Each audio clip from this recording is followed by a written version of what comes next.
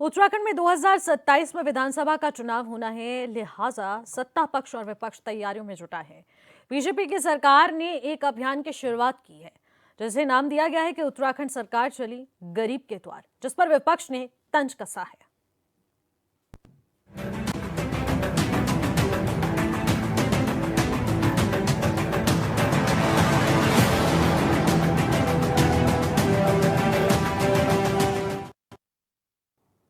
नमस्कार, आप देख रहे हैं क्वेश्चन आवर और मैं हूं आपके साथ निशी भाटिया। उत्तराखंड में 2017 से ही बीजेपी की सरकार है, जो कि दावा करती है कि डबल इंजन वाली सरकार में राज्यवासियों की समस्याओं का तेजी से हल किया जा रहा है, जिस पर विपक्ष भी सवाल उठाता रहता है। अब सीएम धामी की सरकार गांव-गांव तक अधिकारियों को भेज रही है। दून में सीएम धामी ने उत्तराखंड सरकार चली गरीबों के द्वार रथ को हरी झंडी दिखाकर रवाना कर दिया है, लेकिन इस पर भी सियासत अब फिर से शुरू हो चुकी है। आज इसी पर करेंगे चर्चा, लेकिन उससे पहले रिपोर्ट देखिए।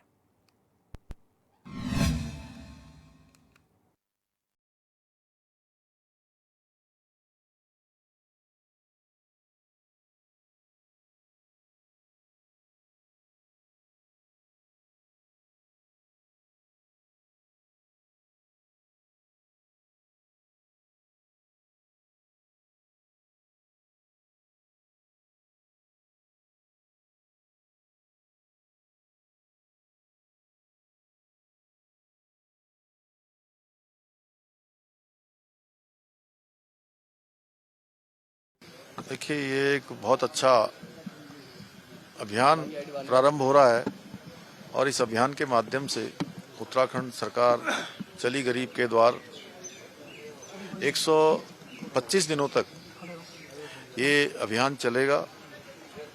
240 लगभग शिविरों का आयोजन किया जाएगा, जिसमें ब्लॉक, ग्राम सभाएं, पंचायत, तहसील और जिले की समस्याओं का समाधान भी जिला स्तर के अधिकारी, हर स्तर के अधिकारी इसमें भाग लेंगे।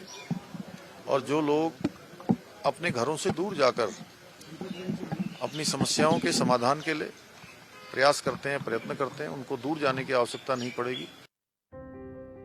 मीडिया से बातचीत में मुख्यमंत्री ने कहा कि 125 दिनों के राज्य के अलग अलग इलाकों में बहुउद्देशीय शिविरों का आयोजन किया जाएगा, जिसमें जिलाधिकारी से लेकर सभी विभागों के अधिकारी मौजूद रहेंगे और शिविरों में ही ग्रामीणों की समस्याएं सुनी जाएंगी और उसके समाधान को लेकर काम किया जाएगा। अभियान को लेकर सीएम का दावा है कि इससे स्थानीय लोगों को बड़ी राहत मिलेगी। उनके गांव के पास, घर के पास, उनके अपने स्थान के पास ही ऐसे शिविरों का भी आयोजन किया जाएगा। हमारे सभी अधिकारीगण भी इस पूरे अभियान का हिस्सा बनेंगे और लोगों को उनकी सुविधा के लिए काम करेंगे। सरलीकरण, समाधान और निस्तारण, ये जो हमारा मंत्र रहा है, उस मंत्र को चरितार्थ करेंगे। बाबा साहब अम्बेडकर जो हम सब के आदर्श हैं, आदरणीय प्रधानमंत्री मोदी जी के नेतृत्व में उनकी सोच के अनुसार आज देश के हर वर्ग के लिए उत्थान के लिए आज योजनाएं बनाई जा रही, काम किया जा रहा है। राज्य के अंदर भी बहुत सारी योजनाएं हमारी इस दिशा में चल रही हैं। केंद्र और राज्य सरकार की कई योजनाएं चलाई जा रही हैं, जिसका लाभ आज भी पहाड़ के कई परिवारों को नहीं मिल रहा है। शायद यही वजह है कि अब सीएम धामी ने रथ को हरी झंडी दिखाकर रवाना किया है, जो गांव-गांव जाकर सरकार की योजनाओं का प्रचार प्रसार के साथ ही शिविरों के माध्यम से गरीबों तक पहुंचने की पूरी कोशिश कर रही है।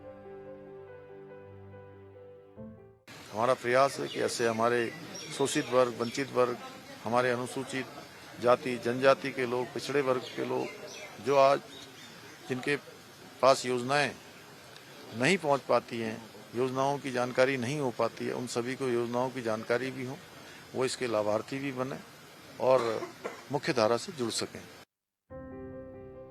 उत्तराखंड में 2027 से बीजेपी की सरकार है और सरकार के मुखिया का दावा है कि डबल इंजन वाली सरकार में तेज गति से विकास हो रही है। यही वजह है कि राज्य की जनता लगातार बीजेपी का साथ दे रही है, जिस पर विपक्ष सवाल उठा रहा है। उत्तराखंड सरकार चली गरीबों के द्वार अभियान पर भी विपक्ष ने तंज कसा है।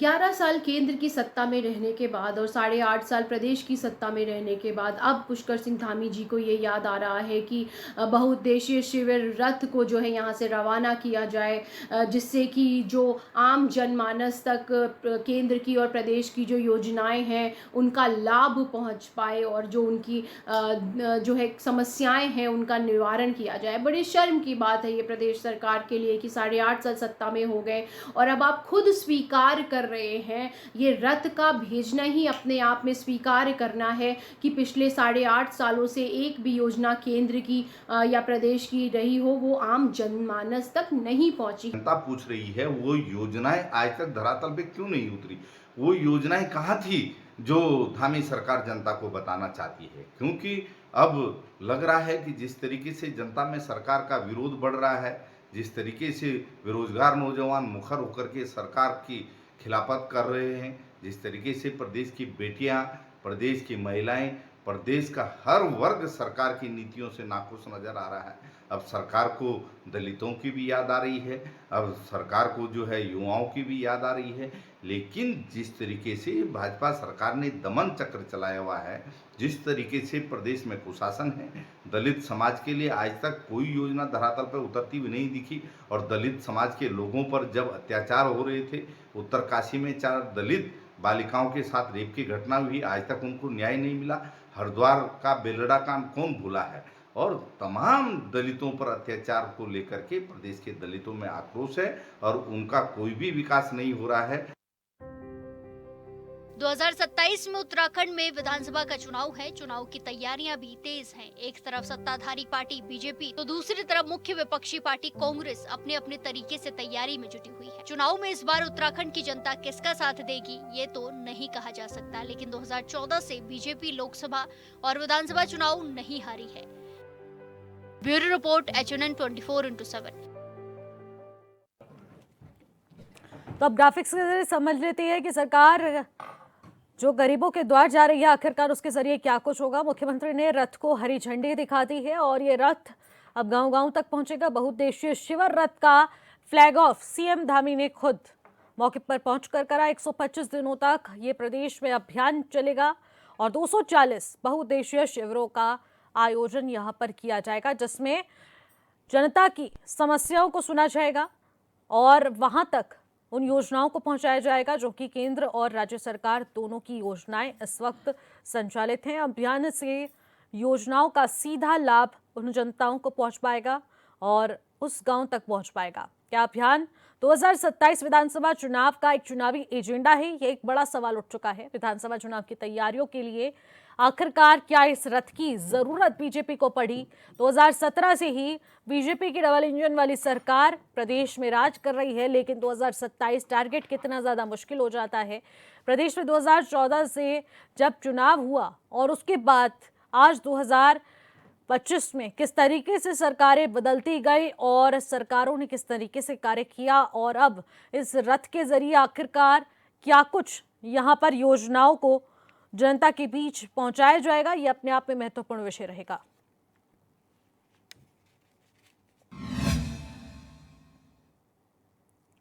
उत्तराखंड सरकार चली गरीबों के द्वार। इस अभियान के जरिए, इस रथ के जरिए आखिरकार क्या कुछ साधने की कोशिश भारतीय जनता पार्टी उत्तराखंड सरकार की है और इसके बाद जो विपक्ष तमाम सवाल उठा रहा है कि ये 2027 का एक चुनावी एजेंडा है, आखिरकार इसमें कितनी सत्यता है और आखिरकार इस योजना के जरिए किस तरीके से जनता तक लाभ पहुंचाने की मंशा सरकार की, आज इसी पर कर लेते हैं चर्चा। हमारे साथ तमाम पैनलिस्ट भी जुड़ चुके हैं, सीधे आपकी मुलाकात करा देते हैं।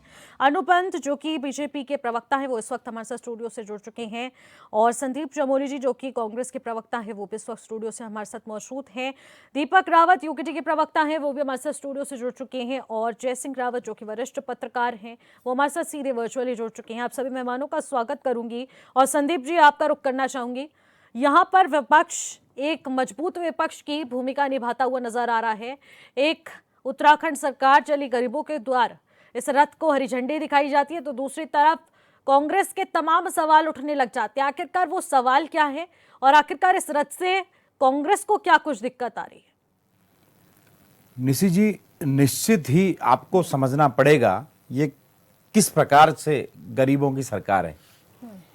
जिस सरकार के द्वारा देश में पहली बार आटे नमक के जो एक मध्यम वर्ग व्यक्ति का जो सबसे बड़ा, जो आज के समय में जो सबसे कठिन और सबसे बड़ा एक पहाड़ की तरह जो महंगाई जिसे हम सीधे तौर पर कहते हैं, उसको खड़ा करने का काम जो बीजेपी की सरकार ने किया है।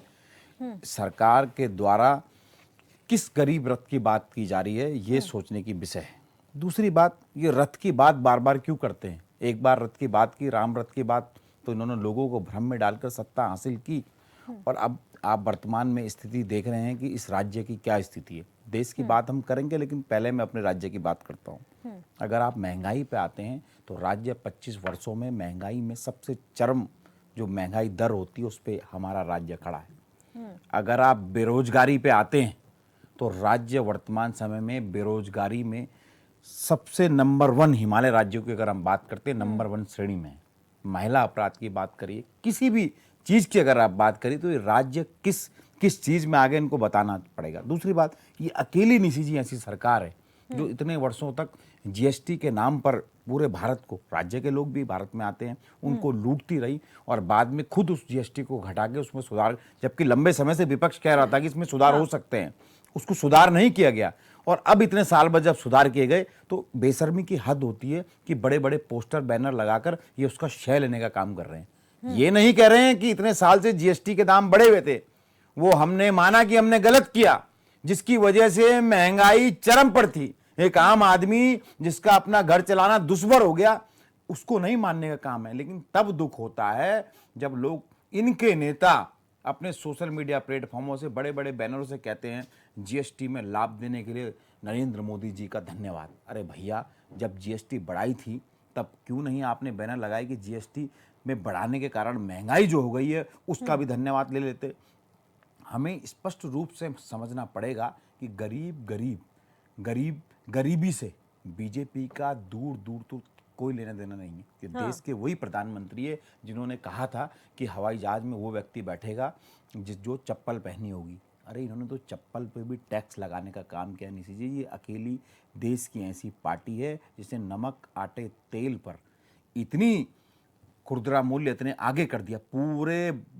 हमारे जितने भी बगल के देश हैं, अगर आप उनकी बात करिए, अगर आप आज के समय में पेट्रोल की बात करते हैं तो आप वहां रेट देख लीजिए। हमारे जो इस राज्य की स्थिति और इस देश की स्थिति जो की है, वो गरीबों को हमेशा भ्रमित कर बीजेपी ने सत्ता हासिल करने का काम किया।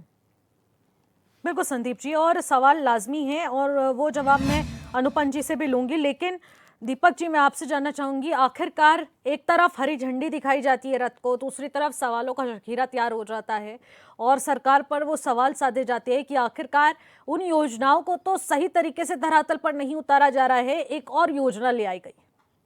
देखिए, कोई योजना नहीं है। मुझे लगता है कि जो केंद्र सरकार और राज्य सरकार की योजनाएं हैं, पिछले 2017 से अगर भारतीय जनता पार्टी की सरकार इस प्रदेश में है और 2025 में अगर ये रथ यात्रा निकालनी पड़ रही है, तो लगता है कि इस पूरे जो गैप है वर्षों का 2017 से 25 तक, भारतीय जनता पार्टी शायद गरीबों तक नहीं पहुंच पाई है।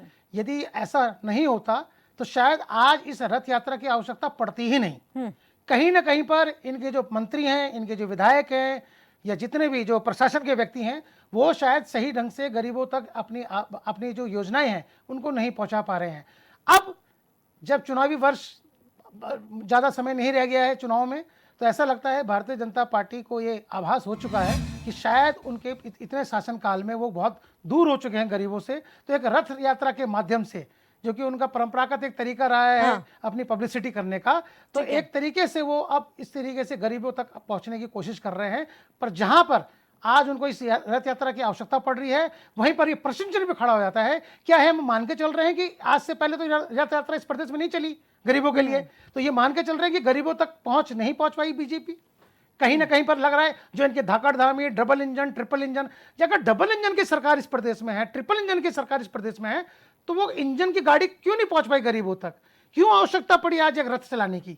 तो कहीं ना कहीं पर ऐसा लगता है, प्रश्न खुद इनके कार्यशैली पर प्रश्न उठ जाता है कि जहां पर ये इतने जुमलों की सरकार जो है भारतीय जनता पार्टी की, ये लगातार जुमले करती रहती है कि गरीबों की सरकार है, गरीबों के साथ भारतीय जनता पार्टी है, और आज उस योजनाओं को पहुंचाने के लिए इनको ये रथ यात्रा की आवश्यकता पड़ रही है। तो निश्चित रूप से ये जो डर, जो भय अचानक से इस प्रदेश में भारतीय जनता पार्टी के विपरीत जो युवाओं का एक आक्रोश दिखा, उसी के साथ साथ अब गरीबों का भी उनको लगता है कि उनका जो दूरी उन्होंने बना के रखी हुई है, या उनको लगता है जो दूरी है उसको कम बांटने का एक प्रयास भारतीय जनता पार्टी का इस रथ यात्रा के आयोजन से कम करने का लगता है, और इससे ज्यादा कुछ नहीं।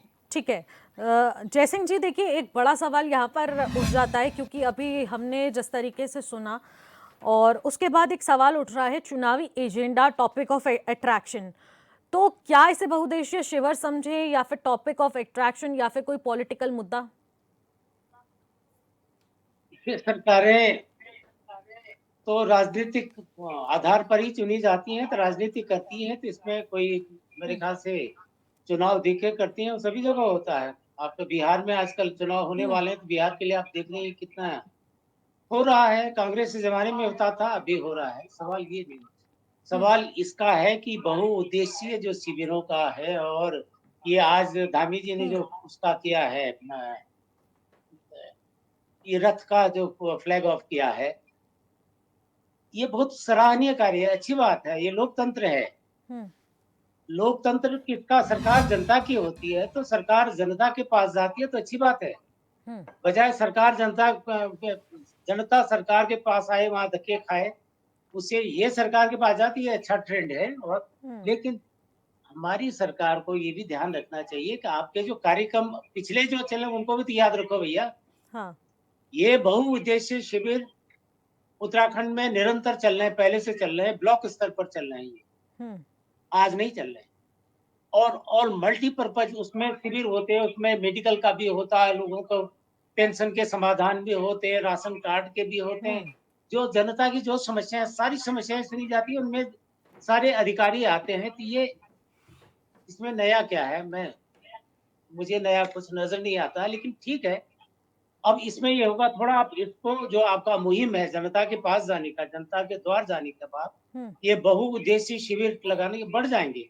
अभी तक आपका 95 ब्लॉक हैं आपके पास, अभी ब्लॉक स्तर पर हो रहे थे।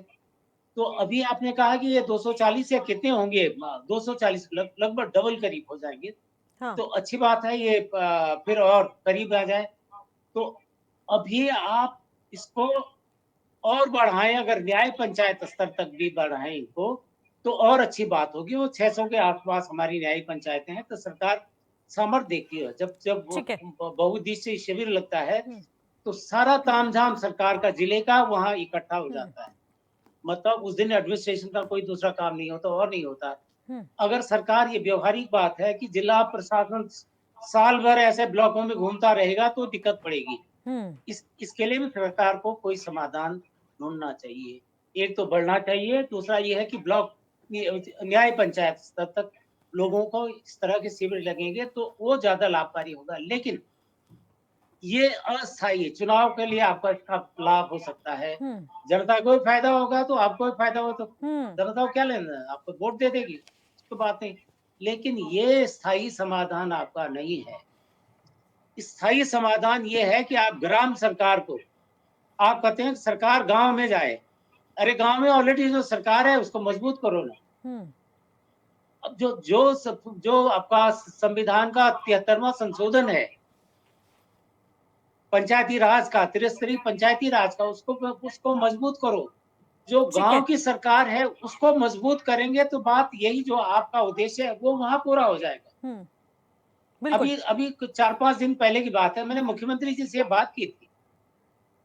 मैंने पर्सनली, हम दोनों की अलग से मुलाकात थी, तो हमने बात की थी कि भाई आप गांव पंचायतों को, त्रिस्तरीय पंचायतों को मजबूत करेंगे, तो लोग जो है अपना विकास खुद करेंगे। उनको विकास की क्या जरूरतें हैं, उनकी समस्याएं क्या हैं, उनको मजबूत करो, उनके हाथ में आप पावर दो ना। ठीक है। तो तब जाके हो जाएगा। और लेकिन आप पंचायतों को तो मजबूत करते नहीं है। पंचायतों के जिस तरह से चुनाव हो रहे हैं, वो आपने देख लिया, नैनीताल में हुआ, कहाँ हुआ, उसको वो वाली बात है। तो इस तरह से आप करें कि एक तो मतलब पंचायती बेसिक लेवल से हमें स्टार्ट करना होगा, जिसके जरिए हम तभी शिविर को बहुउद्देशीय कह सकते हैं और हर एक कोने कोने तक हम इस शिविर को पहुंचा सकते हैं। लेकिन इससे सरकार का टाइम वेस्ट ना हो और अन्य चीजें प्रभावित ना हो। ठीक है जय सिंह जी, मैं आपके पास लौटूंगी। सही व्यवस्था करो। हाँ ठीक है, मैं आपके पास लौटूंगी। लेकिन अनुपम जी देखिए, यहाँ पर आपने सभी को सुन लिया है और वरिष्ठ पत्रकार की बातों को भी सुना, लेकिन एक सवाल मैं और जोड़ देती हूँ। देखिए, जयसिंह जी ने भी वो कॉन्टेक्स्ट दिया कि प्रदेश में तहसील दिवस भी चलता है, जहाँ पर जनता की समस्याओं को सुना जाता है, मौके पर ही निस्तारण कर दिया जाता है और डीएम सभी को निर्देशित भी कर देते हैं। फिर सीएम हेल्पलाइन नंबर आप लोग लेकर आए, जिसके जरिए आप खुद समस्या का निस्तारण कर देते हैं। ऐसी बहुत सारे आप योजनाओं के जरिए जनता की हर एक समस्या का समाधान कर रहे हैं। हालांकि उसमें से कितनी समस्याओं का हल हो रहा है, कितनी नहीं, उसका डेटा हम अभी अलग रखते हैं। लेकिन क्या अभी ये जो आप उत्तराखंड सरकार चली गरीबों के द्वार लेकर आए हैं, क्या वो पहले वाली योजनाएं फेल हो गई हैं, जिसके जरिए आप इसको कंटिन्यू करके फिर से जनता के बीच पहुंचने की कोशिश कर रहे हैं? जी, धन्यवाद जी। आपके सबसे सर्वप्रथम तो मैं आप ही के सवाल से इसको शुरू कर देता हूँ और जैसे कि जयसिंह जी ने भी बताया, मैं उसी के आधार पर इसके सवाल का जवाब देना चाहूँगा। देखिए, जहाँ तक कि जैसे इन्होंने बताया कि ब्लॉक स्तर पर पहले से ही इस तरह की कई सारी मीटिंग्स आयोजित की जाती थी, बिल्कुल सही बात है। और ब्लॉक स्तर पे क्या होता था, जैसे वहाँ पे डॉक्टर्स भी होते थे, वहाँ पे एनिमल हस्बेंड्री के भी लोग होते थे, वहाँ पर ये जो पशु चिकित्सक होते हैं वो भी होते थे। यहाँ से लेकर के आपके जो किसान जो उद्यान विभाग हो गया, कृषि विभाग हो गया, है ना, डॉक्टर्स हो गए, अलग अलग फील्ड के रिसर्चर्स हो गए, यहाँ तक जितनी भी पॉसिबिलिटीज होती थी वो सब उस समय ब्लॉक स्तर पर मौजूद होते थे। ठीक, यहाँ तक की बात। इसका मतलब है कि लोगों तक शिविर पहुंचाने का जो प्रयास था वो पहले से चल रहा था, पूर्ण रूपेण चल रहा था। यहां तक भी होता था कि जो लोग, जिसको हम बोलते हैं कि कुछ हद तक, जैसे समझ लीजिए कोई कम सुनता है या कम देखता है, तो उनके चेकअप्स भी वहां पर होते थे। ऐसा नहीं है कि ये स्थितियां परिवर्तित हो गई हैं, वो पहले से भी चली आ रही हैं। और ये भी नहीं बोलूंगा मैं कि वो बीजेपी के समय से चल रही है, वो तो कांग्रेस जब थी तब भी चल रहा था। अगर उत्तर प्रदेश की मैं बात करूं, जब उत्तराखंड उत्तर प्रदेश का हिस्सा था, तो उस समय भी इस तरह की कुछ कुछ परिणीतियां, इस तरह के कुछ कुछ प्रयास होते रहते थे।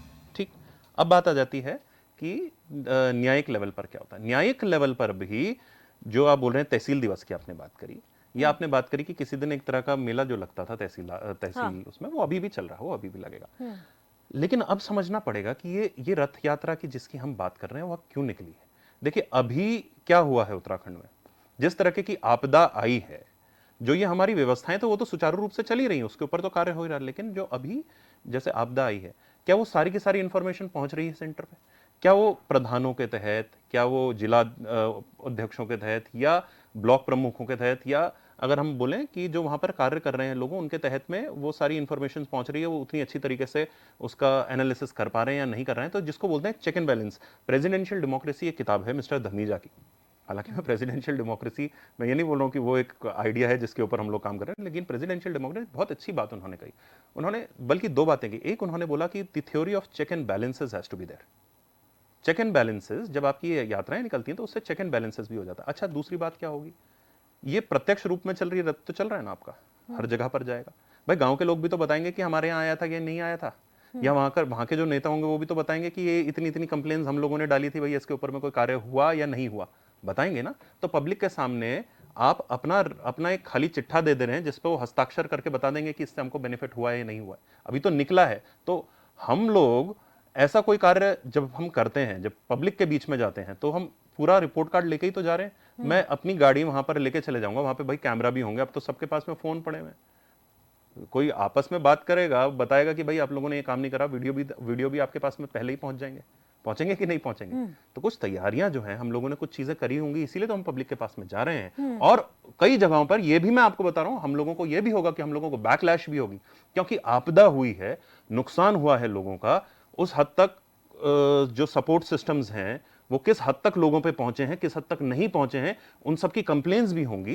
तो ये सारी चीजें कलेक्ट करने के लिए भी ताकत लगती है, एक बूता लगता है। वो बूता सरकार ने दिखाया है, लोगों के पास जाने का एक बूता दिखाया। अब मैं बात करता हूं, जैसे यूकेडी से एक सवाल आया था कि अब रथ किस लिए, क्या ये फेलियर था कि हम लोग अपनी पॉलिसीज वहां पर नहीं पहुंचा पाए, नीतियां हम वहां तक नहीं पहुंचा पाए, है ना, ये एक सवाल था।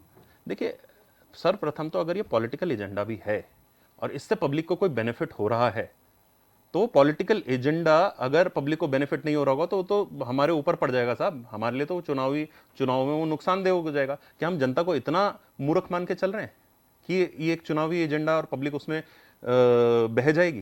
भाई, जिसका काम नहीं हुआ होगा वो तो आपके अगेंस्ट ही खड़ा होगा। दूसरी बात, नीतियां, पॉलिसी पब्लिक तक नहीं पहुंच पाई, ये किस तरीके से माना जाता है, कितने लोगों ने उसका बेनिफिट उठाया है या नहीं उठाया है। तो मैं उसके चेक एंड बैलेंसेस के लिए भी तो जाऊंगा ही ना। भाई, कई चीजें निकल तो रही है ना, खराब तो आ रही है ना, कि भाई सरकार ने कोई मदद पहुंचाई थी और पता चला है कि भाई साहब सीएम पोर्टल में भी आता है, कंप्लेन्स आ रही हैं, कि भाई हमारे यहाँ पे एक गलत तरीके से हुआ। इसका मतलब ये तो पता चल रहा है कि हर तरफ बिल्कुल सुनिश्चित और एकदम से राम राज्य की तरह से चीजें नहीं चल रही हैं। तो समझ में आ रहा है कहीं कहीं पे कल्प्रिट्स भी हैं, कहीं कहीं पे चोरी भी हो रही है। तो वो अब आपदा के बाद में हालात इतने जो उद्विग्न हैं, इतने खराब हैं, जिसमें कि आपको ये तय करना, ये सुनिश्चित करना कि जितना जल्दी हो सके किसी के पास में मुहैया हो सके चीजें। जैसे कि हमने पहले भी बोला था, आप ही के यहाँ पे डिबेट हुई थी और उसमें भी एक बात ये बात आई थी ना पिछली बार भी कि भाई कितनी सेंट्रल गवर्नमेंट से कितनी मदद आएगी, पहले इतना पैसा दे दिया, पूरा एक साथ में क्यों नहीं दिया। तो ये चेक एंड बैलेंसेस इसके लिए भी तो चल रहे हैं। तो ये भी आपको कैसे पता चलेगा जब आप डायरेक्टली हर कोने से, हर तरीके से वोट के यानी वो जो नोट्स होते हैं, नोट्स जो भेजे जाते हैं उसके जरिए डिटेल मंगवाएंगे, अपने आप जाके डिटेल मंगवाएंगे, डीएम के तहत में डिटेल में, एसडीएम्स के तहत में डिटेल्स मंगाएंगे। और अगर सरकार और भी कुछ कर सकती है इस समय में एनालिसिस करने के लिए, डेटा कलेक्शन के लिए और साथ ही साथ कुछ करने के लिए, तो करना चाहिए। और लास्ट में मैं एक बार और जाऊंगा, कांग्रेस के हमारे जो प्रवक्ता थे उन्होंने भी कुछ सवाल उठाए थे। उन्होंने आटा दाल की महंगाई से सवाल उठाने शुरू किए। तो भाई साहब, अरहर की दाल की सबसे पहले जो महंगाई शुरू हुई थी, मुझे ध्यान है ये कांग्रेस के समय से शुरू हो गई थी। वही 30 रुपए के हिसाब से सीधे 70 पहुंच जाना, ठीक है। उस समय तो किसी ने उस पर आपत्ति नहीं करी। भाई चोर बाजारी चीनी की, चोर बाजारी प्याज की, ये कब शुरू हुई थी, कहाँ शुरू हुई थी, महंगाई कहाँ से लगनी शुरू हुई थी। दूसरी बात, महंगाई दर ठीक है अनुपम जी, थोड़ा सा शॉर्ट में करेंगे। ठीक, प्लीज। ठीक है अनुपम जी, अभी मैं आपसे ही कंटिन्यू करूंगी। फिलहाल यहाँ पर एक छोटे से ब्रेक के लिए रुकेंगे और ब्रेक के बाद चल लौटेंगे, आप बने रहिएगा। ब्रेक के बाद एक बार फिर से आपका स्वागत करते हैं और आज क्वेश्चन आवर में जिस खास मुद्दे पर चर्चा हो रही है, उत्तराखंड सरकार चली गरीबों के द्वार। एक जो नैरेटिव सेट किया गया है कि गरीबों के द्वार उत्तराखंड सरकार जा रही है, आखिरकार इससे सरकार की मंशा क्या है और धरातल पर उतरकर इस बहुउद्देशीय शिविर से किस तरीके से जनता तक लाभ पहुंचाया जाएगा, आज इसी पर चर्चा जारी रही। पैनलिस्ट का रुख करेंगे। मैं संदीप जी आपके पास आना चाहूंगी। देखिए, यहाँ पर एक नैरेटिव तो सेट कर दिया गया है, लेकिन यहाँ पर बहुत सारे सवाल उठ जाते हैं कि आखिरकार जो ये नाम दिया गया है, उत्तराखंड सरकार चली गरीबों के द्वार, और उन क्षेत्रों तक पहुंचा जाएगा जहां पर हमारे अधिकारी खुद नहीं पहुंच पा रहे हैं, और वहां तक इस रथ यात्रा को पहुंचाया जाएगा और उन लोगों से बातचीत की जाएगी, उन्हें उन योजनाओं का लाभ दिया जाएगा, केंद्र से लेकर राज्य सरकार की उन तमाम योजनाओं के बारे में बताया जाएगा। जी, सबसे पहले तो जो ये रथ, जो माननीय मुख्यमंत्री को खुश करने के लिए उनके कुछ चमचों के द्वारा जो योजना निकाली गई है, ये रथ, या इसको गरीबी रथ योजना नहीं कहेंगे, ये भ्रमित करने वाली एक योजना है। देखिए स्पष्ट कैसे तय होगा। इस पे एक छोटा हाथी है, हाँ। छोटा हाथी है, उस पे एक चालक बेचारा ही है। उस पे मुख्यमंत्री के बड़े बड़े चित्रण जो उनके चेले चमचों ने काम किए, या देख लीजिए, आप रिवाइंड करके चेक कर लीजिएगा, और वो उनको झंडा दिखा रहे हैं और आगे बढ़ रहे हैं। निशी जी, आज भी उत्तराखंड में 9 जिले ऐसे हैं जो छोटा हाथी बैंड है। छोटा हाथी जो है बैंड है, चलता नहीं है। पौड़ी में नहीं चलता छोटा हाथी, टिहरी में नहीं चलता, उत्तरकाशी में नहीं चलता, हिलीज एरिया में छोटा हाथी चलता ही नहीं है। पहली बात सुन लीजिए, कैसे तो जाएगी सीधे तौर पर ये एक चुनावी एजेंडा है। 27 नजदीक है ना, कोई तो बात ऐसी फूकनी है। अच्छा, झंडा कौन दिखा रहा है? माननीय मुख्यमंत्री दिखा रहे हैं, उनको अधिकार है। उनके आसपास के किसी व्यक्ति अधिकारी को आप पहचानते हैं क्या? उत्तराखंड में दूरस्थ इलाके में जहां प्रसव पीड़ा से इस पहाड़ की महिला मर जाती है, क्या चिकित्सक अपने साथ बिठा के कोई गाड़ी वाला ले जा रहा है? आप बताइए। क्या तहसीलदार साहब किसी चीज में बैठे हैं? अरे आपको जानकर ये दुख होगा, चिंता होगी कि आप जैसे नगर निगम क्षेत्र देहरादून से निकलते हैं, नगर पालिका क्षेत्र डोईवाला में पहुंचते हैं, तो वहां तहसीलदार नहीं है। वहां के तहसीलदार और इसी के तहसीलदार एक है। व्यवस्था देख रहे हैं, लोग दर दर भटक रहे हैं। अपने जो उनके प्रमाण पत्र होते हैं, जो उनके आधिकारिक काम होते हैं तहसीलदार द्वारा होते हैं, वो जो काम 1 दिन में होना, वो 10 दिन में हो रहा है, क्योंकि तहसीलदार 2 जगह की व्यवस्था देख रहे हैं, ऋषिकेश और डोईवाला की। आप किस रथ की बात कर रहे हैं निशी जी? निश्चित तौर पर ये मुख्यमंत्री के चाटुकारों के द्वारा, ये आप देख लीजिए ना उस यात्रा कौन है। अच्छा बताइए, आप अभी रिवाइंड कराइए। मैं कहूंगा उसमें किसी भी यात्रा में अगर कोई आपको चालक के साथ कोई बैठा हुआ कोई व्यक्ति दिख रहा है तो बताइए। कोई तहसीलदार, कोई पटवारी महोदय, कोई डॉक्टर, कोई चिकित्सक। अरे यहाँ तो हॉस्पिटलों में डॉक्टर नहीं है, नर्सें नहीं है, वार्ड बॉय नहीं है, दूर हॉस्पिटल तक में नहीं है। पहाड़ की तो बात छोड़िए। और बार बार मेरे विद्वान प्रवक्ता साथी कह रहे हैं कि आपदा आई, आपदा आई, आपदा आई। अरे भैया, आपदा तो छोटे आते जाते ही नहीं है, चढ़ते नहीं है। दोनों भाई पहाड़ को बिलोंग करते हैं, पूछ लीजिए। अगर मैं दोनों भाई विद्वान में, क्योंकि अधिवक्ता है, बमुश्किल। हाँ भाई, सरकार का अरे महाराज सरकार का रथ है, क्या पता चढ़ जाए नहीं। आप कोठाल गेट से ऊपर छोटा हाथी ले जाएंगे, परमिशन लेनी पड़ेगी, चढ़ नहीं पाता, इतने सीसी का नहीं होता, नहीं चढ़ पाता, जबरदस्ती यात्रा निकाल दी। अरे भैया कौन सी यात्रा है, जब यात्रा उत्तराखंड के 13 जिलों में नहीं पहुंच पाएगी, और उसमें क्या है, यात्रा में कुछ नहीं है, पोस्टर बैनर है, इसे प्रचार वाहन कहते हैं। ठीक है अनुपम ये जी, निशी जी जवाब प्रचार दीजिएगा आप वाहन है। मुझे। अच्छा निशी जी आप बताइए, क्या ये प्रचार वाहन की श्रेणी में नहीं आएगा? अच्छा बिल्कुल, ये बताइए, बिल्कुल। दूसरी बात, मैं अनुपंत जी से एक सवाल पूछना चाहूंगा, इनके छोटे भाई, इनके अनुज होने के नाते, क्या एजेंडा है इस रथ यात्रा का, क्या एजेंडा है? क्या कोई ऐसी टोल फ्री नंबर या कोई ऐसा एजेंडा या कोई ऐसा इनके द्वारा कलेक्शन सेंटर बनाया गया है कि अगर संदीप चमोली को कोई दिक्कत है तो शिकायत वहां तक पहुंचेगी? आपने ये साबित किया है कि आपके अधिकारी नाकाम है, इसलिए आपने ठीक है। ऐसी यात्रा का प्रारंभ किया है। ठीक है, ठीक है अनुपम जी, जरा बताइए, देखिए बहुत सारे सवाल यहाँ पर खड़े कर दिए हैं। आखिरकार वो रथ यात्रा जो निकाली जा रही है, उस रथ में है कौन, अरे और बहुत आखिरकार अच्छी- मैं बोल रहा हूँ, उस रथ के जरिए कैसे जनता की समस्या का हल हो पाएगा? संदीप जी बहुत अच्छी बात बोल के चले गए, और मैं बिल्कुल उनके बीच में नहीं बोला। मैं ये भी चाहता हूं कि आप एक बार, क्योंकि ये सवालों का जो प्रक्रिया है ये चलती रहेगी, और इसी के सारे जवाब दूंगा, मैं लिख भी रहा हूँ, सबको एक एक करके जवाब दे रहा हूँ। मैं ये चाहता हूं कि जो हमारे यहाँ यूकेडी के प्रवक्ता हैं, वो हमारे बड़े भाई, वो भी अधिवक्ता ही हैं, तो शायद जरा उनसे भी सवाल ले लेते हैं, और फिर तब मैं एक साथ सबके सवालों के जवाब दे देता नहीं, हूं। पहले आप जवाब दीजिए, फिर चलिए, उनके ठीक पास फिर सवाल लेंगे, फिर आपके पास ही आएंगे, क्योंकि क्योंकि हर एक सवाल का जवाब आप इसे ही लेना है। फिर उसके बाद जयसिंह जी पे भी जाएंगे, उनके पास तो और ज्यादा सवाल होंगे, अरे तो वो हमारे हर सीनियर है पहलू से भाई, देखकर मैं तो बताएंगे। यही चाह रहा हूँ कि सबसे पहले सवाल ले लिए जाएं।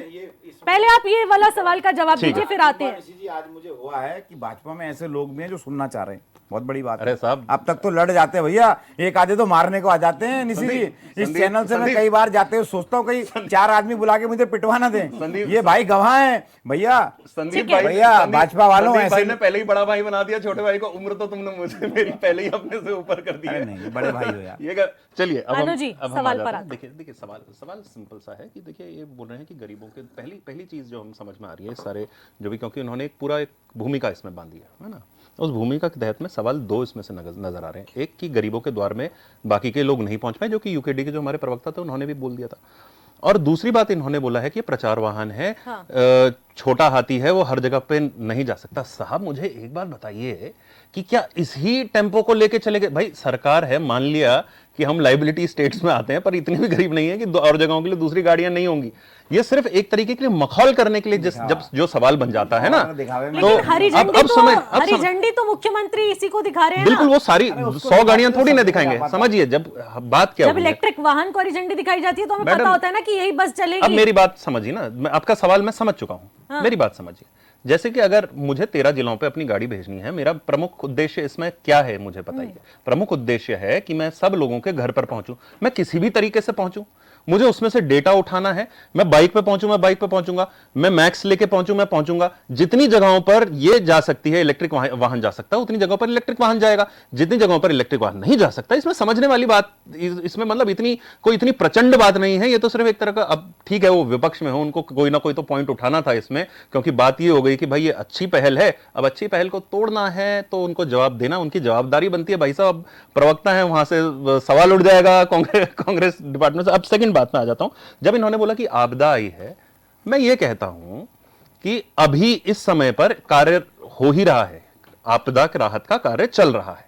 ठीक, इस समय इस चीज की और ज्यादा आवश्यकता है, और सुचारू रूप से इंफॉर्मेशन गैदरिंग की आवश्यकता है, और यह देखना बड़ा इंपॉर्टेंट है कि हम कहीं और लैग तो नहीं कर रहे। तो किसी भी तरीके से हम लोग इंफॉर्मेशन उठाएंगे। डीएम्स ऑलरेडी काम पे लगे हुए हैं, एसडीएम्स लगे हुए हैं, मैं जितना भी प्रशासन है वो सब लगा हुआ है, परंतु सरकार की तरफ से अगर कुछ नुमाइंदे अलग जगह पर डेटा एनालिसिस करने के लिए जा रहे हैं, तो जो आपने बोला था कि इसका उद्देश्य क्या है, इसका उद्देश्य 2 चीजें बड़ी प्रमुखता से हैं कि यदि जो नेतृत्व करने वाले लोग हैं या जो रिप्रेजेंटेटिव हैं वह भी अपना काम सही तरीके से नहीं कर रहा, और पर्सन टू पर्सन इंफॉर्मेशन आ जा रही है कि भाई हमारे यहां पर काम नहीं हुआ, तो उसका डेटा सही तरीके से आपके पास में आ जाएगा और उसका वहीं पर निस्तारण करने की जो कार्यवाही है वो भी हो जाएगी। दूसरी बात, प्रशासन, और जैसा कि जयसिंह जी ने बताया था, बड़ी अच्छी बात, जिस टाइम पे ब्लॉक में काम होता है ना, उस टाइम पे सारे लोग वहां पर जितने लोग हैं वो लोग कार्य करने के लिए वो वहीं पर जमा हो जाते थे।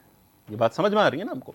पर ये शिविर जो बोल रहे हैं हम, ये सारे के सारे लग रहे हैं, ये डेटा अगर कोऑपरेट करता है, बाकी के लोग तो इस समय काम पे लगे हुए हैं, तो पब्लिक का कोई ऐसी कोई उनकी हम स्थिति ना क्रिएट कर दें जिसमें कि उनकी कंप्लेंट सेक्शंस या उनका पब्लिक ऑफिसर्स पे पहुंचना जो है वो दूभर हो जाए, क्योंकि सबके सब काम पे लगे हुए हैं। तो उस चीज का भी निराकरण ये करेगा। और एक बहुत सही बात जो जयसिंह जी ने बोली, उन्होंने बोला कि ये स्थायी निवारण नहीं है, और मैं इस पर बिल्कुल मानता हूं। इसके ऊपर और काम अभी होना आवश्यक है।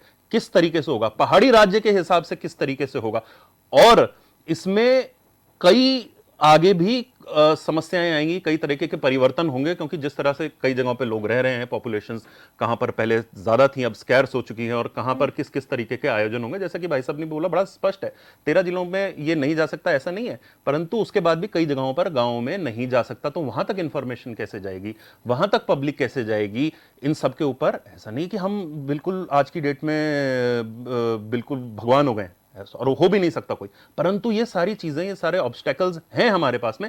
इसीलिए नई नई योजनाएं आपको करती रहनी पड़ेंगी, उसके ऊपर कार्य करते रहना पड़ेगा। उसके ऊपर हम लोग कार्य कर रहे हैं, इसीलिए ये नई योजना भी आपके सामने आई है। ठीक है, सवाल ले लेते हैं। जयसिंह जी, मैं आपके पास आना चाहूंगी। ठीक है, यहाँ पर सरकार जो ये शिविर, बहुउद्देशीय शिविर की बात कर रही है, आपने अनुपम जी को सुना, विपक्ष के सवालों को सुना, आखिरकार ये चल क्या रहा है, इसको समझा किस तरीके से जाएगा? क्योंकि अनुपम जी सरकार का पक्ष रख रहे हैं, विपक्ष अपना पक्ष रख रहा है। इसको समझना बेहद मुश्किल हो जा रहा है कि आखिरकार सरकार फिर किनके जरिए जनता के बीच पहुंचेगी, और आखिरकार कैसे वो डाटा कलेक्ट किया जाएगा, और उसका मौके पर ही निस्तारण कैसे होगा? देखिए, मैंने पहले भी आपसे कहा है कि जो बहुउद्देशीय शिविर ब्लॉक स्तर पर और उसके अलावा भी चल रहे हैं, निश्चित रूप से चल रहे हैं, और डिस्ट्रिक्ट एडमिनिस्ट्रेशन इनको करता है। इसमें डॉक्टर भी होते हैं, तहसीलदार भी होते हैं, बीडीओ भी होते हैं, सब कुछ होते हैं, और वो अच्छे चल रहे हैं, इसमें दो राय नहीं है। अभी जो इन्होंने चलाया है, मैं इससे सहमत हूँ कांग्रेस के प्रवक्ता से कि प्रचार के लिए है, निश्चित रूप से है, ये चुनावी अभियान का हिस्सा है, वो भी मैं सहमत हूँ। लेकिन अगर आप चुनाव प्रचार कर रहे हैं, जनता का हित कर रहे हैं, तो उसमें बुराई क्या है? अगर ऐसा प्रचार करें, अपने प्रचार से ज्यादा योजनाओं का प्रचार कर रहे हैं, तो करना चाहिए, सराहनीय करना। आप जो बहुउद्देशीय शिविरों के एक्स्ट्रा कर रहे हैं, वो भी करना चाहिए। लेकिन मैं आपसे पहले कह चुका हूं कि ये स्थायी समाधान नहीं है। स्थायी समाधान आपको पंचायती राज से मिलेगा। और जो हमारे मित्र बीजेपी के हैं, मैं उनको याद दिलाना चाहता हूँ, 2007 का जो चुनाव हुआ था, बीजेपी का वो घोषणा पत्र पढ़ें। बीजेपी ने वादा किया था कि हम विलेज सेक्रेटेरिएट बनाएंगे। ग्रामीण सचिवालय का जो कॉन्सेप्ट था, उस समय बहुत बड़ा कॉन्सेप्ट था, वो भूल गए। अब राजनीतिक दल वही करते हैं, वादा करते हैं, भूल जाते हैं। यही सचिवालय नहीं बना, जैसे उसका हुआ, लोकायुक्त का हुआ, बहुत सारी चीजें। उसमें ये था कि लोगों, आम आदमी को देहरादून ना आना पड़े, आम आदमी को मंडल स्तर पर ना आना पड़े, आम आदमी को जिला स्तर पर डीएम के पास ना बार बार ना आना पड़े। वो डिसेंट्रलाइज करने का था, जो प्रशासन का, एडमिनिस्ट्रेशन का, गवर्नेंस का, जो डिसेंट्रलाइजेशन का था, वो कॉन्सेप्ट था उसमें कि अगर डिस्ट्रिक्ट लेवल पर हमारी सेक्रेटेरिएट, जिला सचिवालय स्तर, मतलब जिला स्तर पर हर चीज आप उपलब्ध कराओ। जो चीज आप देहरादून में करना चाहते हैं, जो चीज पौड़ी नैनीताल में करना चाहते हैं, वो जिला स्तर पर कराओ। जो आप जिला स्तर पर या मंडल स्तर पर, वो ब्लॉक स्तर पर, तहसील लेवल पर कराना चाह रहे हो। आज होता क्या, इस पर एक तो सरकार को वो अपना ही जो एजेंडा है उसको याद रखना चाहिए, उसको वर्कआउट करना चाहिए। वो क्यों आपने कहा था, एक बात। दूसरा, मैंने कहा पंचायती राज को अधिकार दो। दूसरी बात, भूल जाते हैं 2010 के आसपास ये निशंक जी मुख्यमंत्री थे, उन्होंने खुद गए, वो जहां तहां वो शिविर खुद जाके कैंप लगाते थे, और लोग उसमें समस्याएं लेके आते थे, जिला स्तर पर लगाए। धामी जी हमारे मित्र जो है, युवा हैं, इंटेंसिव टूर कर रहे हैं, गांव गांव जा रहे हैं। बजाय ऐसे जाने की, आप निरर्थक अपना फिजिकल वो एक्सरसाइज करने के बजाय, जो निशंक जी ने किया था, ये बाकी ने किया था कि भाई आप एक दिन तय करो कि मैं आज नैनीडाना जाऊंगा, तो उस दिन सारे आसपास के लोग वहां मुख्यमंत्री को मिलने वहां जाएगा। इसी तरह के काम करेंगे ताकि लोगों को देहरादून ना आना पड़े। डिसेंट्रलाइज करो आप, विकास का डिसेंट्रलाइज करो, एडमिनिस्ट्रेशन का डिसेंट्रलाइज करो, ताकि लोगों का समस्याएं जयसिंह जी, यूपी आसानी की से लोगों यूपी वाला कंसेप्ट आप सोच रहे हैं क्या? यूपी वाला कॉन्सेप्ट यहाँ पर भी आजमा लेना चाहिए, जैसे सीएम योगी जनता दरबार लगाते हैं और उसी प्रकार से जगह जगह जाकर एक एक दिन डिसाइड कर लिया जाए और वहां पर जनता दरबार लगाया जाए और उसके बाद समस्याओं को सुना लगाए। जाए। निशंक जी ने दर्जनों तो ऐसे दरबार लगाए, जहां तहां लगाए। एक दरबार में मैं भी गया, काशीपुर, ठीक है, हमने भी देखा वहां, हाँ। पत्रकारों ने भी देखा। सारा एडमिनिस्ट्रेशन आता, चीफ मिनिस्टर के सामने जब लोग छोटी मोटी समस्या एडमिनिस्ट्रेशन का पसीने निकल जाते थे। एक महिला ने कहा कि हमको 5,000 रुपए में किसी ने पट्टा दे दिया। उन्होंने कहा 5,000 में नहीं, 500 का स्टाम्प पेपर पर।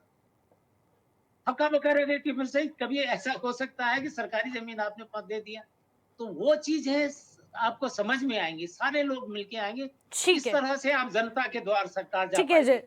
ठीक है जयसिंह जी, मैं आपके पास आती हूँ। अनुपम जी, मैं आपसे भी जवाब लूंगी। दीपक जी का भी एक सवाल ले लेते हैं। दीपक जी, देखिए, जयसिंह जी जो बोल रहे हैं, अनुपंत जी ने बोला, और जो हमारे मित्र हैं प्रवक्ता कांग्रेस के संदीप जी, उन्होंने जो बोला, एक चीज़ आपने देखी, इन्होंने जनता की बात करी। ये जनता के जो समस्या हैं उनकी बात कर रहे हैं। और जो आज रथ निकल रहा है उसका उन्होंने क्या नाम दिया है? गरीब के द्वार। ये जनता के द्वार नहीं लिखा हुआ है। राजनीति ये है। भारतीय जनता पार्टी के प्रवक्ता ये मानने को तैयार ही नहीं है। मैं पहले ही कह चुका हूँ, 2027 का राजनीतिक बिगुल जो है भारतीय जनता पार्टी ने इस रथ यात्रा से बजा दिया है। इसकी शुरुआत कर चुके हैं। हम जनता की बात, सारे विषय आ रहे हैं। अब आप इसमें देखिए, अगर इसमें लिख दो जनता के द्वार, सरकार बहुउद्देश्य जनता के द्वार, सरकार चली बहुउद्देश्य जनता के द्वार, तो इसमें इतना अट्रैक्शन आपको नहीं मिलेगा। लेकिन गरीब के द्वार, लेकिन हम सारी बातें कौन सी कर रहे हैं? जो पहाड़ की जनता की बात आ रही है, वो जनता सभी है, उसमें गरीब का नहीं है। वो जनता आ रही है जिसको जानकारी चाहिए, उस योजना, इस रथ यात्रा का उद्देश्य है। इस रथ यात्रा का उद्देश्य क्या है? स्पष्ट रूप से बता रहे हैं कि जो योजनाएं केंद्र की और राज्य की चल रही हैं उनसे अवगत कराना है, उसका लाभार्थ देना है। और जो जयसिंह जी बात कर रहे हैं वो स्पष्ट कर रहे हैं। और जो बात आ रही है कि जो शिविर चल रहे हैं, जो यथावत जो समस्याएं उनकी दैनिक जीवन की चलती जा रही हैं, उसके लिए जो शिविर ब्लॉक स्तर में लगते हैं, मंडल स्तर में लगते हैं, या जिला स्तर में लगते हैं, तहसीलों में जो लगते हैं, वो लगातार चलते आ रहे हैं। क्योंकि बहुत पहाड़ के आदमी को बहुत एक दिन पता होना चाहिए कि इस दिन तहसील दिवस है या जिले में है या ब्लॉक में है, तो उसको अपने गाँव से चल के आना होता है अपनी उस समस्या का निवारण करने के लिए। और ये जो रथ चल रहा है, ये चल रहा है केंद्र और राज्य की जो योजना है उनको अवगत कराना और उनको लाभांश पहुंचाना। तो निश्चित रूप से ये पूर्णतः एक राजनीतिक स्टंट है, जिसे भारतीय जनता पार्टी आज इस चुनावी बिगुल जो बजा रही है 2027 का, वो स्टार्ट कर चुकी है। अच्छा है, सरकार उनकी है, उनको इसे स्वीकारना चाहिए। हमारा क्या कहना है, अगर 2017 से ये सरकार चल रही है भारतीय जनता पार्टी की, तो 8 साल से क्या गरीबों के द्वार नहीं पहुंचे? मैं तो यही पूछ रहा हूं। मैं ये पूछ रहा हूं, 8 साल में क्या गरीबों के द्वार नहीं पहुंचे? इनकी योजनाएं नहीं पहुंची कि जो आज ये रथ यात्रा लगाने की जरूरत पड़ रही है। अगर ये रथ यात्रा इसलिए है कि उनको जानकारी देना है, तो ये मानना पड़ेगा ना कहीं पर कुछ फेलियर रहा है सरकार का, कि कहीं ना कहीं पर ये योजना अब पहुंचाई जा रही है चुनावी वर्ष से सिर्फ मात्र 1 वर्ष पूर्व, जब ये योजना रथ यात्रा चल रही है। तो मैं प्रश्न इसमें उठा रहा हूं। मैं कार्यशैली लगातार दूसरा टर्न भारतीय जनता पार्टी कर रही है, तो अगर आज गरीबों के तक द्वार जाने के लिए रथ यात्रा का आयोजन किया जा रहा है, तो इसका दूसरा पक्ष यह है कि इसका मतलब नहीं पहुंची है 8 सालों में डबल इंजन की सरकार। यही तो है। क्या ये स्वीकारते हैं कि अब इनको रथ यात्रा के माध्यम से गरीबों तक पहुंचने की आवश्यकता पड़ रही है? जो योजनाएं हैं केंद्र के राज्य की, उनको आवगत कराने की आवश्यकता पड़ रही है। जो सारी मशीनरी है वो मशीनरी फेल हो चुकी है। मैं यही तो पूछ रहा हूं। और अगर नहीं है, ये कह रहे हैं कि हम लाभार्थी, अब भारतीय जनता पार्टी के प्रवक्ता क्या कर रहे हैं कि हमें एक आंकड़ा चाहिए कि भाई लाभार्थी मिले नहीं मिले, तो आप लिखिए ना, ये आंकड़ा इकट्ठा करने के लिए है। फिर इसमें इसका मतलब है कि जो योजनाएं हैं वो लाभांश देने के लिए नहीं है।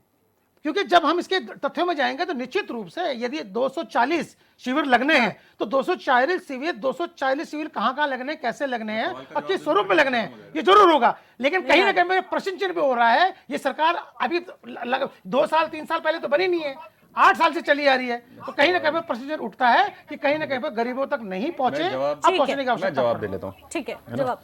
देखिए, ऐसा है कि जिस तरह से ये देखी जा रही है यात्रा, तो उसमें तो सिंपल सा यही है कि जाकी रही भावना जैसी प्रभु सूरत देखी तिन तैसी है ना।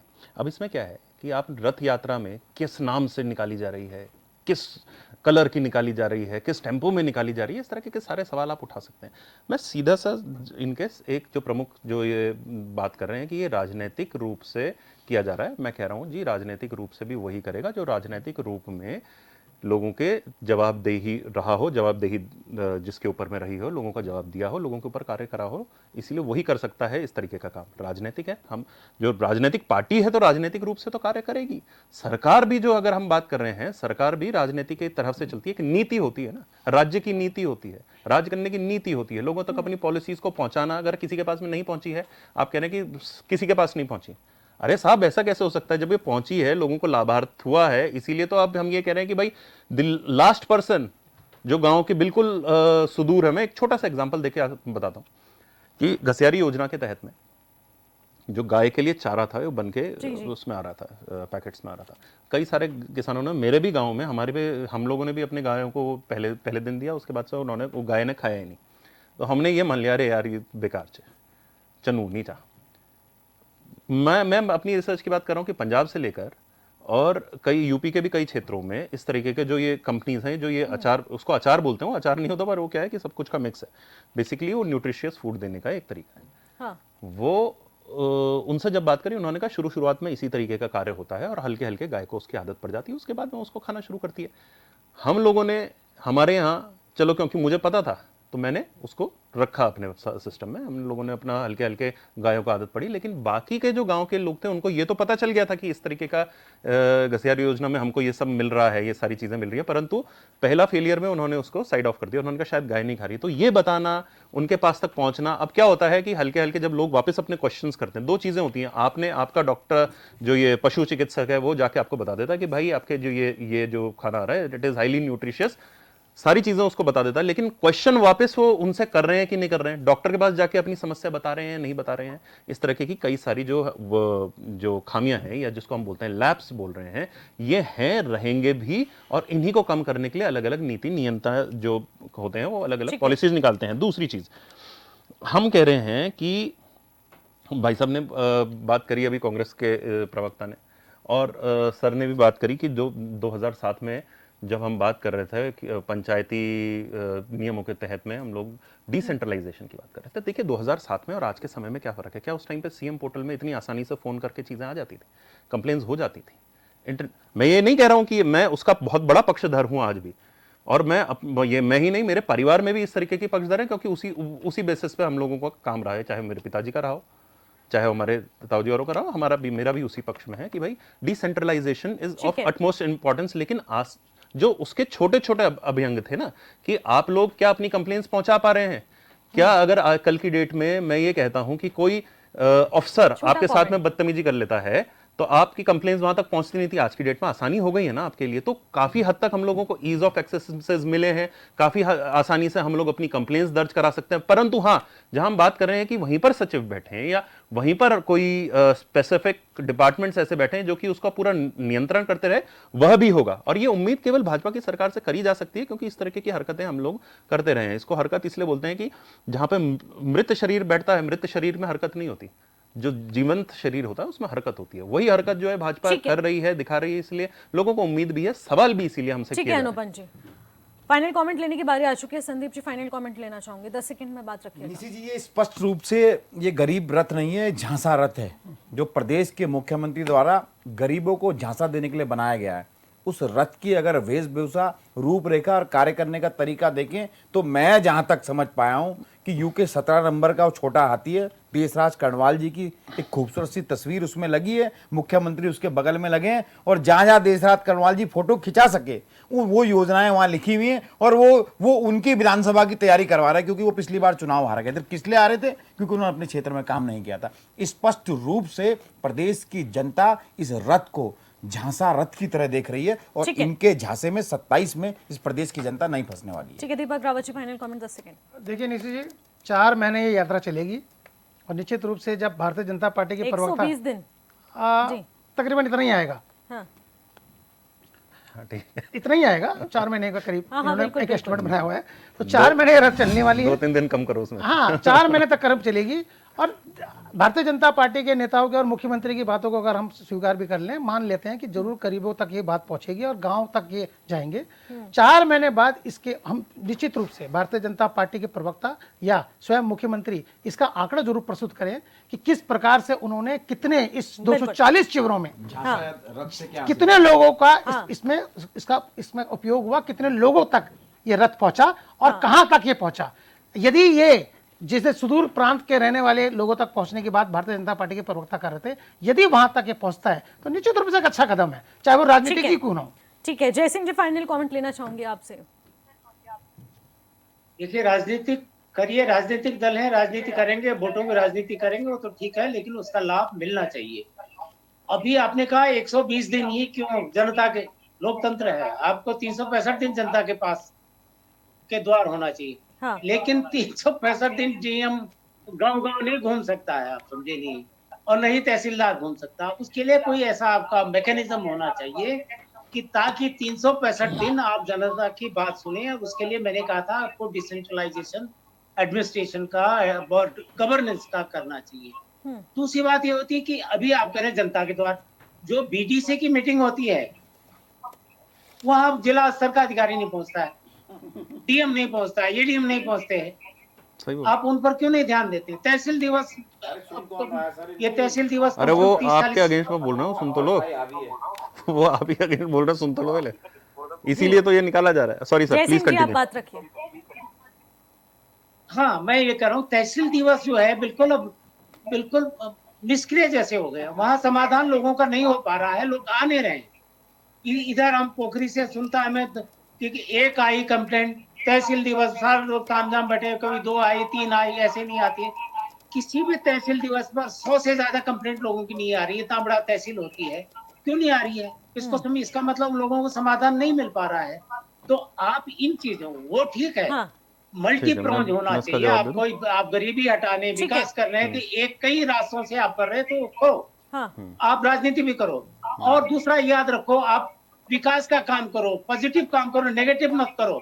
ये बार बार हिंदू मुसलमान जिहाद किस्म की इस किस्म से बातें करना समाज को बांटने का काम है। ठीक है, अनुपम जी फाइनल कमेंट लेना चाहूंगी और इसमें ये जरूर जोड़िएगा, क्योंकि दीपक रावत जी ने भी बहुत वैलिड पॉइंट उठाया कि वो डेटा सरकार के पास होना चाहिए कि 120 दिन बाद सरकार ने करा क्या है और कहां तक पहुंची। मैडम मैं बिल्कुल दूंगा, मैं क्या दूंगा, अब तो आरटीआई आपके पास में है, अगर आप नहीं करेंगे तो सीधे कोर्ट में जा सकती है। आरटीआई का तो आपके पास में है, आप भी पूछेंगे और मैं तो यहाँ पे तो सरकार की जिम्मेदारी है। मैं बता देता हूँ, नहीं तो फिर टाइम खत्म हो जाएगा। देखिए, तंज व्यंग्य कटाक्ष के हिसाब से तो अभी कांग्रेस के जो हमारे प्रवक्ता हैं वो उसमें लगे रहे, उन्होंने उसमें से कोई ऐसा बेसिकली ऐसा कोई पॉइंट बोला नहीं है कि जो क्वेश्चन के हिसाब से आता हो। दूसरी बात मैं एक और चीज बोल दूंगा कि जो जयसिंह जी बोल रहे हैं तहसील दिवस पर कंप्लेन्स नहीं आ रही हैं 100 से, सर दो होते हैं, या तो लोगों के पास कंप्लेन नहीं थी, या तो वो ऑलरेडी कोर्ट्स के तहत में या रेवेन्यू बोर्ड के तहत में, समझ लीजिए, या तो रेवेन्यू बोर्ड के तहत में चली गई है, सिविल कोर्ट्स में भी चली गई है, जो कि अब आसान होता है, क्योंकि पहले क्या करता था, अगर हमारे यहाँ पे तहसीलदार क्या करता था। माफ कीजिएगा, समय की कमी को देखते हुए इस चर्चा को वहीं पर रुकना पड़ेगा। बहुत बहुत शुक्रिया आप सभी पैनलिस्ट का हमारे साथ जुड़ने के लिए और बातचीत करने के लिए। तो आखिरकार सरकार गरीबों के द्वार पहुंच पाएगी या नहीं पहुंच पाएगी, और इसके माध्यम से जनता को क्या कुछ लाभ पहुंच पाएगा, और इन योजनाओं के जरिए आखिरकार जनता कितनी विकसित हो पाएगी, और उन दूरस्थ क्षेत्रों में आखिरकार क्या विकास की लहर पहुंच पाएगी, अपने आप में बड़ा विशेष मुद्दा रहने वाला है। 120 दिन बाद आखिरकार इस योजना और इस शिविर की क्या कुछ हकीकत रहेगी, ये भी महत्वपूर्ण बात रहने वाली है। फिलहाल मुझे दीजिएगा इजाजत, तब तक के लिए नमस्कार।